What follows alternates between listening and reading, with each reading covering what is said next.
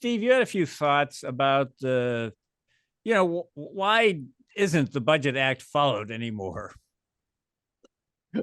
Well, because people don't like to do things that they don't want to do. When I started on Capitol Hill back in 1985, there was something called Graham-Rudman.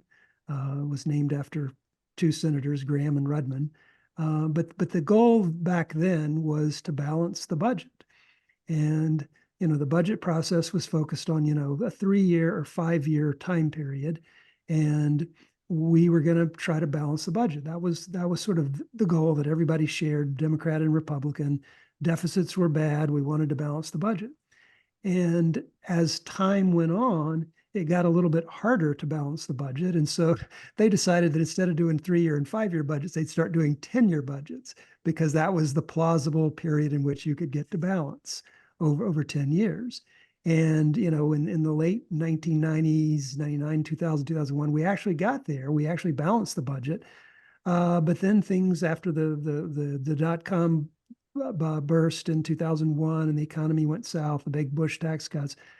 And, suddenly the goal of balancing the budget sort of faded further and further into the past. And as we've moved forward in time, we're looking at multi-trillion-dollar deficits year after year after year. So essentially, what appeared to be an easy goal of balancing the budget in a reasonable, moderate amount of time, that has slipped from our grasp, and we're now faced with rising deficits as far as the eye can see. And because the parties can't agree on raising taxes and cutting spending, it's like, what fun is it to do a balanced budget? Because, or what fun is it to do a budget? Because we can't get it to balance. We can't agree on what policies would get us even to a reduction in the deficit. And so, it's like it's just no fun anymore. And so Congress has discovered that you don't have to have a budget. You can govern, you can pass the appropriation bills and leave the entitlement programs on autopilot.